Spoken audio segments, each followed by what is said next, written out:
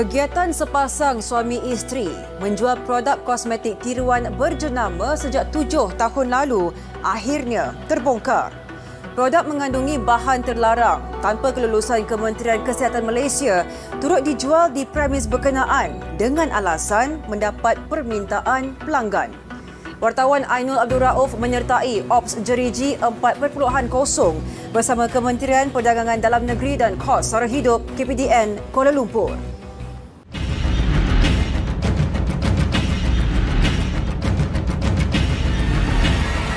Kita memang tak tahu tak boleh jual. Kalau kita tahu memang tak nak jual. Kan customer minta, hingga customer biasa pakai, so kita boleh jual juga.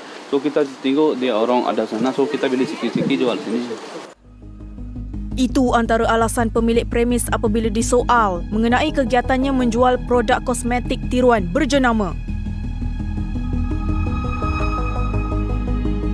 Pihak Kementerian Perdagangan Dalam Negeri dan Kos Sara Hidup KPDN Wilayah Persekutuan Kuala Lumpur mempergiatkan operasi ke atas 3 premis di sebuah kompleks beli belah sekitar Kuala Lumpur bagi membantras kegiatan tersebut.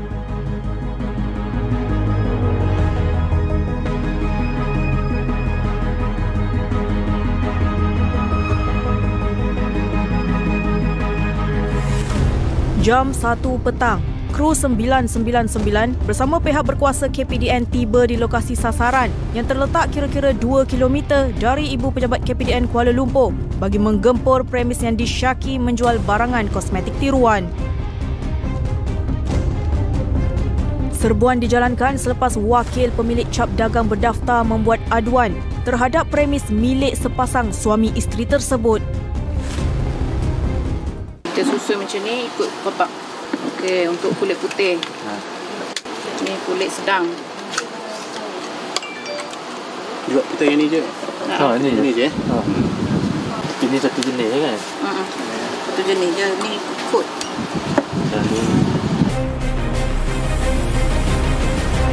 Hasil pemeriksaan mendapati premis terbabit telah menjual produk kosmetik tiruan berjenama tersebut sejak 7 tahun lalu.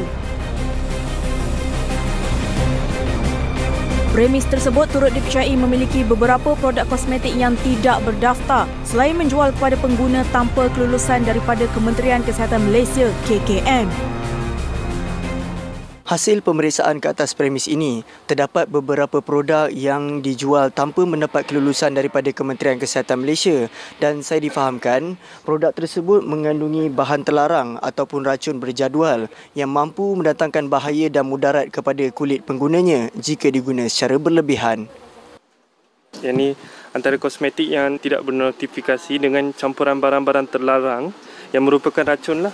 Contohnya dalam ni kita boleh tengok tretinoin dengan hydroquinone ni. Benda ni berbahaya. So kalau kita ambil tanpa konsultasi pada doktor atau farmasis, dia boleh menyebabkan kulit kita melecur jadi hitam. So usually dia guna untuk acne lah.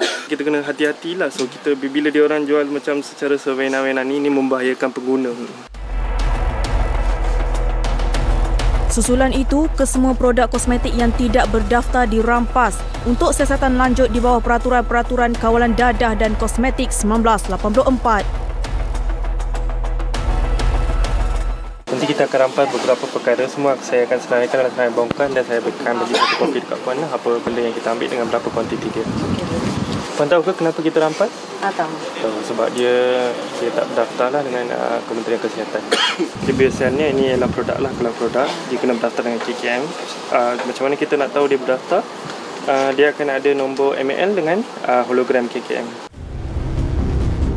Pemeriksaan diteruskan di aras 3 premis kedua milik pasangan terbabit dan seorang pekerja premis disoal mengenai kegiatan penjualan produk kosmetik tiruan tersebut. Pekerja warga tempatan berusia 37 tahun ini mendakwa produk tersebut dijual dengan harga RM20 seunit walaupun harga sebenar produk tulen bernilai RM85 di pasaran. Sebenarnya banyak benda yang macam akak ni tak ambil pun sangat benda-benda ni, tak tahulah. Macam dia kata okey jual ni, kita tak pernah tanya. Kalau customer dia tanya dengan akak cakap ini kopi. Macam tu je lah akak tahu kan. Kalau akak nak, tapi akak suggest juga customer beli kat farmasi untuk skin, betul kan? Akak cakap macam tu je. Tapi ada ramai juga lah yang beli. Ramai, dia ikut bajet dek sekarang. Nak beli yang ori kadang tak mampu. Diorang terpaksa ambil yang kopi, tapi diorang kata diorang boleh accept. Kadang macam tu. Wanita warga tempatan yang juga pemilik premis ini cuba berdalih dan menggambarkan kononnya penjualan produk kosmetik tiruan berjenama terbabit telah mencecah lebih 6 tahun gara-gara menerima permintaan tinggi daripada pelanggan. Produk tadi kan, puan tahulah dia memang tiruan. Itu customer minta, lepas tu kita orang jual lah. Customer tanya kalau boleh masukkan barang kat sini. So kita orang masukkan lah kat sini. Tapi benda tu kita dapat kat dalam ni saja. Oh, memang ambil kat sini? Ambil kat dekat-dekat sini saja. Berapa banyak ambil? Saya tak sure sebab suami saya yang uruskan. Ikut customer, dia tak minta banyak. Meskipun premis milik pasangan tersebut pernah diserbu pihak KPDN kerana disyaki menjual minyak wangi tiruan berjenama, kedua-dua individu ini masih berdegil dengan menjual barangan tiruan yang lain.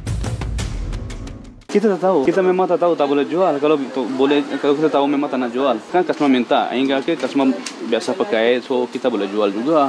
So kita tengok dia orang ada sana, so kita beli sikit-sikit jual sini. Ramai yang beli? Tak ada ramai yang ada. Sekarang market memang slow, tak ada customer sunyi. Operasi bersepadu yang dijalankan pihak KPDN Kuala Lumpur ini turut dibantu 9 anggota bahagian penguatkuasaan farmasi Kementerian Kesihatan Malaysia dan 6 anggota Pertubuhan Keselamatan Sosial Perkeso.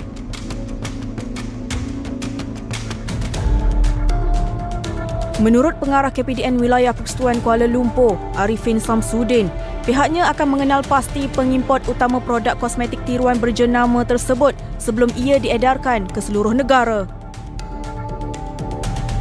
Bila di Kuala Lumpur ni dia biasanya menjadi hub utama. Barang-barang ini akan diimport, dikumpulkan di Kuala Lumpur sebelum diedarkan ke seluruh negara. Jadi memang tanggungjawab kami di KPDN Kuala Lumpur ni adalah kami perlu memastikan supaya benda ni tak tersebar, tak diedarkan. Sebab kalau tengok harga, saya bagi tahu contoh harga, kos bagi seunit produk cuma RM1.50 tapi dijual dengan harga RM4 seunit. Kalau dibandingkan dengan harga kosmetik sebenar adalah amat jauh dia punya margin percentage itu. Beliau turut menyeru masyarakat agar tidak menggunakan produk tiruan tersebut walaupun ia lebih murah berbanding produk asli kerana dikhawatiri mampu mendatangkan bahaya kepada pengguna. Kita nak menasihatkan orang ramai lah supaya tidak menggunakan kosmetik tiruan. Walaupun dia nampak nak pakai kosmetik berjenama, kosmetik ni lebih besar kesannya daripada barang seperti baju, beg dan sebagainya. Sebab dia direct to your skin, kan? Kalau produk you pakai terus pada muka you, terus pada bibir you, kena pada badan kita akan menyebabkan keadaan tidak sihat, tak dijamin pun oleh KKM. Hasil Ops Jeriji 4.0 kali ini berjaya menyita 250 unit produk kosmetik disyaki tiruan bernilai kira-kira RM5,000 selain 44 jenis produk tidak berdaftar bernilai RM16,000. Kes disiasat mengikut Seksyen 102-1-C Akta Cap Dagangan 2019 yang membawa hukuman denda sehingga RM15,000 bagi setiap barangan atau penjara maksimum 3 tahun atau kedua-duanya sekali jika sabit kesalahan. Laporan Ainul Abdul Rauf, 999.